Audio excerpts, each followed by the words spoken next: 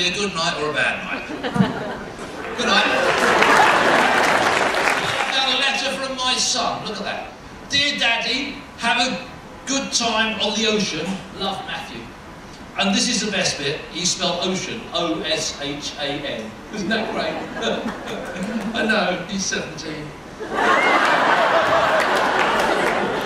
And of course, the more astute of you will be listening to my accent and wondering exactly where I'm from, so I will tell you I'm actually from Michigan. Well, are there any British people here tonight? Yeah. A few of you, brilliant. You can back me up on this then. These things here, in America, what do you call them? Trousers. Pants. You get trousers. No, pants. In England, we call them trousers. Pants, where I come from, has an entirely different image. We think of an entirely different thing when we say pants. I'll show you. Where I come from, and the British people will back me up, these are pants. I'm just saying. Not only that, ladies and gentlemen, you know those elastic things that you use to hold up your pants? What do you call those? We don't call them suspenders where I come from, we call them braces. Braces, you heard, braces. Suspenders has an entirely different meaning. In the United Kingdom, ladies and gentlemen, these are suspenders. I'm not making this crap up, you can check it on the internet. We've got some British people here, we've established this. Let me ask you this question. And British people, please answer me very honestly. Am I right in saying there is not a British person in the world who, on hearing the term pants and suspenders, does not have this rather attractive image come to mind? Is that true? Yeah. Absolutely it is. Are you all right there, sir? Have you found your place?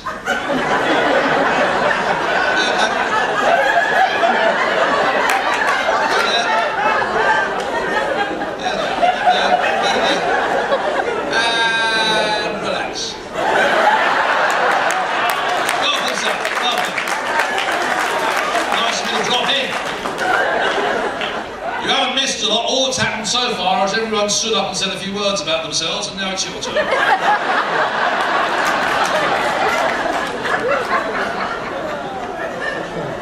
As I was saying, ladies and gentlemen, these are what we think of in the UK when we say the term pants and suspenders. Now, you may wonder why that is a problem. Let me tell you.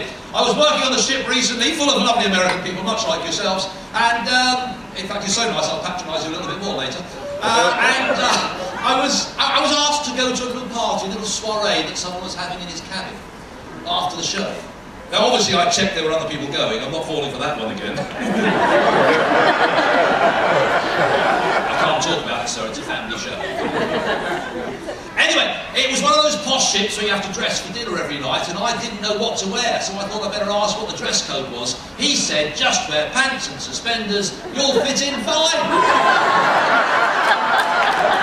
Yeah, ha, ha, ha, ha, ha. I know now. You can check this out on google.co.uk. Go and put in the word cubicle. You don't get pictures of offices. You get pictures of toilets in schools. Because where I come from, that is what we refer to when we say the word cubicle. A stall in the bathroom. With a toilet sitting there. That's a cubicle. We do a different kind of work in a cubicle. Where I come, while I'm telling you this story, think of my kind of cubicle rather than your kind of cubicle, and you will understand my problems. I was in Denny's having a cup of coffee. Now don't judge me, I hadn't been in America very long, I didn't know any better. A lady sat down behind me and she was speaking very loudly on her cell phone. I know you shouldn't listen, but the first thing she said was, I've been sitting in my cubicle all day and nothing was happening. I'm thinking, my darling, you need more fibre in your diet. But I'm listening, shouldn't have done. And then she said, and I looked down and suddenly realised I'd run out of paper. It could happen to anybody. I've done it myself, but I've learned I always check on the way in. It got worse. She then said, I decided to nip into the cubicle next door, which I thought was empty, and get some paper. And I'm thinking, smart cookie. And then she said, as it happens, Brian was sitting there. What kind of bathrooms do you have in this this country. And she said the last thing, she said, I asked Brian for some paper, he said, I've got some here, I've used one side, but you're welcome to it.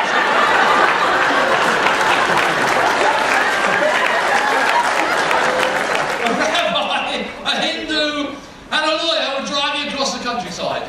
But they needed somewhere to stay, and they saw a farmhouse in the distance, and they thought, that'll do.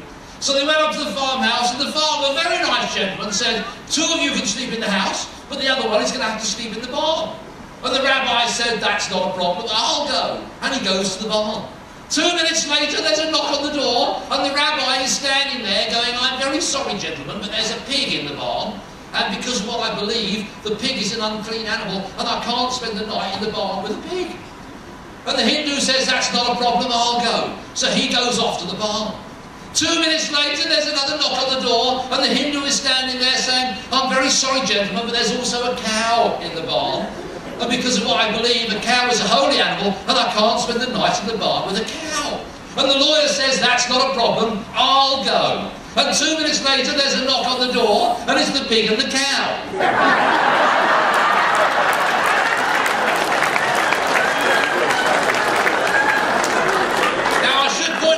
Sitting next to someone that's not laughing at that joke, they're probably a lawyer and I'm in a lot of trouble.